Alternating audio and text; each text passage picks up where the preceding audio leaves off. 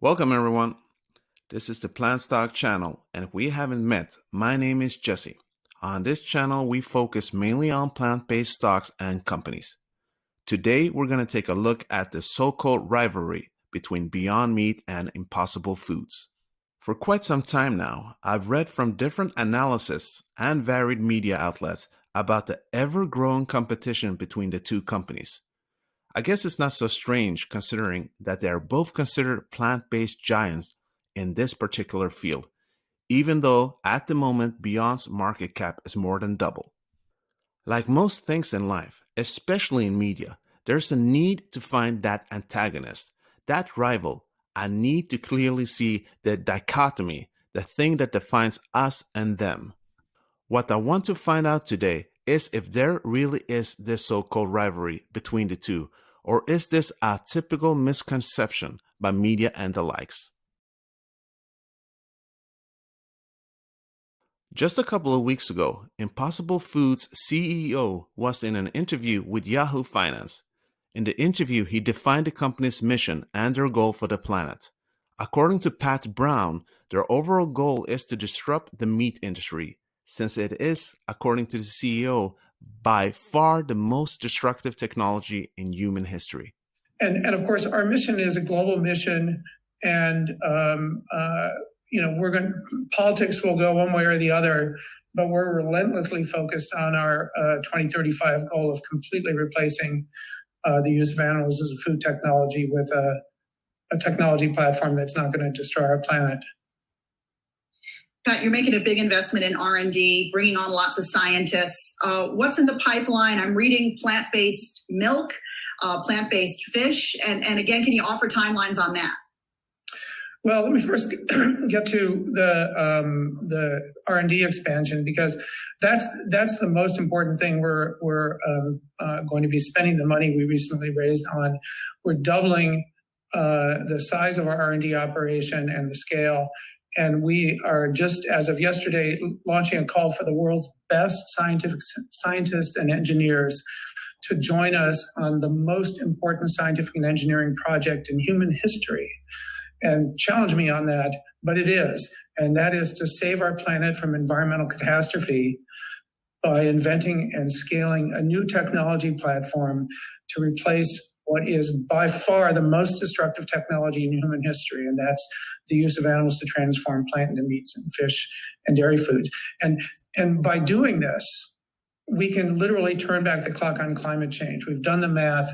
If we could make that industry disappear in this microsecond, by 2040, atmospheric greenhouse gases would be back to where they were in 2012, even if we did nothing else, even if we kept pumping out the fossil fuels and so forth, we could turn back the clock on climate change. So this is absolutely the most important scientific and engineering project in human history, and that's why we're calling for the best scientists and engineers in the world to join us. So here it becomes evident what their overall goal is, and this is a goal that is echoed by Beyond Meat and their CEO, Ethan Brown. FYI, there is no relation between the two Browns. Beyond Meat has stated that their rivals are companies like Cargill, Hormel Foods, and Tyson Foods, companies that manufactures meat. They estimate that the entire traditional meat market is worth about $1.4 trillion. That is the industry that they're trying to disrupt. What both CEOs also share is their motivation to save the planet, not only making a profit. And one huge way of doing that is replacing meat protein with plant-based protein.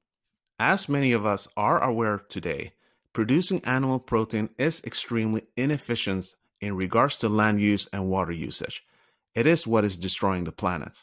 So in other words, it is more and more clear that both plant-based companies will be focusing on stealing market share, not from each other or other plant-based companies, but from the overall meat industry. It's been quite the year back and forth between you and Beyond Meat. You do this, they do this. They do this, you do that. It reminds me of a heavyweight prize fight here, just trading blows.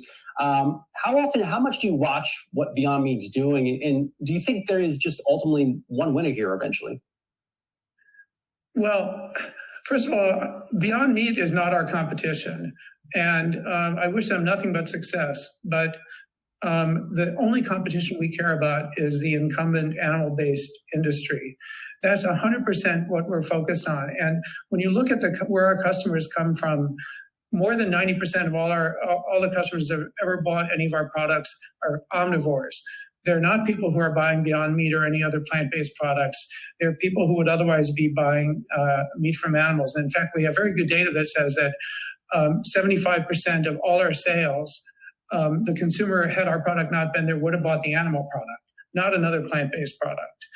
And that's all that matters to us, because we don't accomplish anything from an environmental standpoint by stealing customers from Beyond Meat. So we wish them well. We keep your customers Beyond Meat, please. And because it's the other 99% of the world's population that we need to go after by making products that outperform meat from animals, not outperform another plant-based product. Like Pat Brown stated, we don't accomplish anything from an environmental standpoint by stealing customers from Beyond Meat. However, both companies have slightly different approaches on how to take these shares from animal agriculture companies such as Tyson. Impossible Foods uses heme in their alternative meat products, giving it a more meaty taste. These have to be created in a lab, and at the moment they have to use genetically modified ingredients. That is something that Beyond refused to do. One of Impossible's goal is to mimic meat as much as possible, no pun intended. And that is why they are doubling their research team. As Pat Brown stated in the video, we're doubling the size of our R&D operation and launching a call for the world's best scientists and engineers to join us on the most important scientific and engineering project in human history. Ethan Brown and his team at Beyond are also using scientists, but their manufacturing process differs from Impossible in the sense that they want their product to have a better nutritional profile than regular meat and to keep improving the taste and the texture. But they're not willing to use GMOs to reach their goals. I guess there are those who would then argue that Impossible Foods has a product that tastes better, at least from a pure meat lover's perspective, and Beyond Meat, a product that is healthier for you.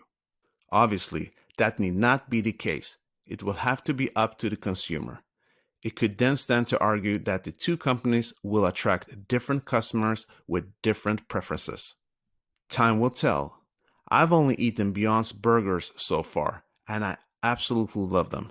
Nonetheless, I might not be the best judge, considering not having eaten meat for almost 20 years. But I know what I consider a great tasting product, and I imagine so do you. Again, both companies' vision for the future outweighs their interest in profit. With grand visions like that, you can probably bet that both of these companies will have a prosperous future, considering that the market they are both targeting is immensely vast and ready for the taking. Now, this goal might sound a bit hippie-ish, but gaining profits and making the planet more sustainable for everyone need not be separate things. They can most definitely coincide, in my opinion. I hope you all found some value in today's video, and please let me know what you think. Is Beyond and Impossible rivals, or is there ample room for both of them to reach their common goal? If you did find some value, please hit that like button and feel free to subscribe to the channel. As always, guys, I'm not a financial advisor. Everything I've spoken about are my opinions. You may do with them as you please. Hope to see you soon. Peace out.